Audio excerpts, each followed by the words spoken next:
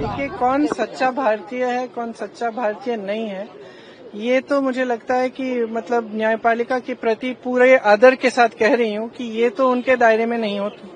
सर्वोच्च न्यायालय ने क्या कहा कि आप लीडर ऑफ द अपोजिशन हैं और देश की सुरक्षा के बारे में कोई बात यदि कह रहे हैं कि चाइना ने 2000 किलोमीटर जो है जगह ले लिया, तो उसका कोई प्रमाण तो होना चाहिए ना। राहुल जी ने हमेशा आर्मी का, सेना का आदर किया है। उनके दिल में उन सेना के प्रति, सैनिकों के प्रति, उनके अफसरों के प्रति पूरी तरह से आदर है।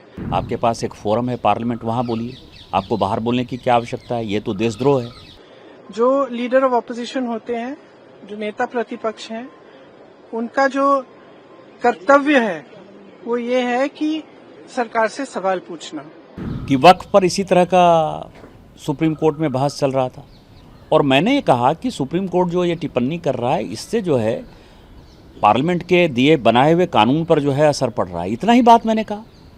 इसके ऊपर पूरी दुनिया में ह्यू एंड क्राई हो गया। जब सरकार से सवाल पूछते हैं, उनको पसंद नहीं है, वो जवाब नहीं देना चाहते, इसलिए ये सब चीजें वो कराते हैं। आप ये समझिए कि ऐसा हो गया जैसे लगा कि संविधान खतरे में आ गया, मैंने अलग कह दिया। कपिल सिब्बल ने जो है एक बड़ा स्टेटमेंट दे दिया, रिजोल्यूशन पास कर दिया। सच्चा भारतीय है, कौन सच्चा भारतीय नहीं है, ये तो मुझे लगता है कि मतलब न्यायपालिका के प्रति पूरे आदर के साथ कह रही हूँ कि ये तो उनके दायरे में नहीं होता डिसीजन। ये कोई जस्टिस तो नहीं तय करेंगे। दूसरा, राहुल जी ने हमेशा आर्मी का, सेना का आदर किया है। उनके दिल में उन सेना के प्रति, सैनिकों के प्रति, उनके अफसरों के प्रति पूरी तरह से आदर है। और हर भाषण में जब भी बोलते हैं, जब भी उनका हम कुछ भी भाषण या कोई भी टिप्पणी सुनते हैं, उसमें वो आदर बहुत स्पष्ट दिखता है।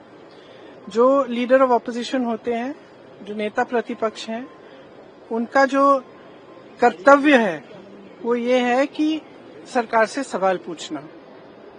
ठीक है, ये उनका कर्तव्य है, तो वो अपना कर्तव्य निभाते हैं। जब सरकार से सवाल पूछते हैं, उनको पसंद नहीं है, वो जवाब नहीं देना चाहते, इसलिए ये सब चीजें वो कराते हैं। सही, बहुत स्पष्ट बात है। अभी सदन नहीं चल रहा है, कितने दिनों से नहीं चल रहा है, और मैं सोच रही थी कि कितना मुश्किल है। सबसे बात करें, कह दें, हम चर्चा कर लेंगे।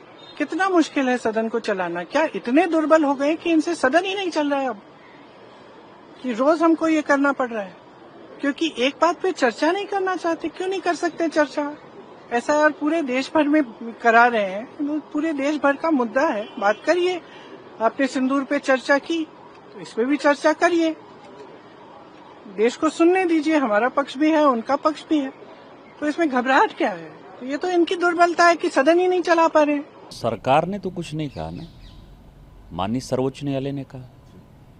सर्वोच्च न्यायालय ने क्या कहा कि आप लीडर ऑफ द अपोजिशन हैं और देश की सुरक्षा के बारे में कोई बात यदि कह रहे हैं कि चाइना ने 2000 किलोमीटर जो है जगह ले लिया, तो उसका कोई प्रमाण तो होना चाहिए ना। आपके पास एक फोरम है पार्लियामेंट, वहाँ बोलिए, आपको बाहर बोलने की क्या आवश्यकता है? ये तो देशद्रोह है। इस तरह का स्टेटमेंट जो है देशद्रोह है। लेकिन उसमें जो सबसे इम्पॉर्टेंट है कि वक्फ पर इसी तरह का सुप्रीम कोर्ट में बहस चल रहा था। मालिया चक से, कालिया चक से, मालदा से, मुर्शिदाबाद से लोग भागकर जो है वहाँ दंगा हो गया था।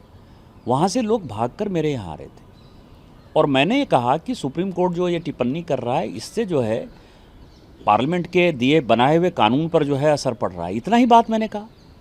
इसके ऊपर पूरी दुनिया में ह्यू एंड क्राई हो गया। आप ये समझिए कि ऐसा हो गया जैसे लगा कि संविधान खतरे में आ गया, मैंने अलग कह दिया। कपिल सिब्बल ने जो है एक बड़ा स्टेटमेंट दे दिया, रिजोल्यूशन पास कर दिया सुप्रीम कोर्ट बार एसोसिएशन ने। पीआईएल हो गया। पीआईएल के बाद ये देखिए 6 पेज का ऑर्डर जो है सुप्रीम कोर्ट के चीफ जस्टिस ने मेरे ऊपर जो है दे दिया, टिप्पणी कर दिया, जैसे लगा डिफेमेशन हो गया।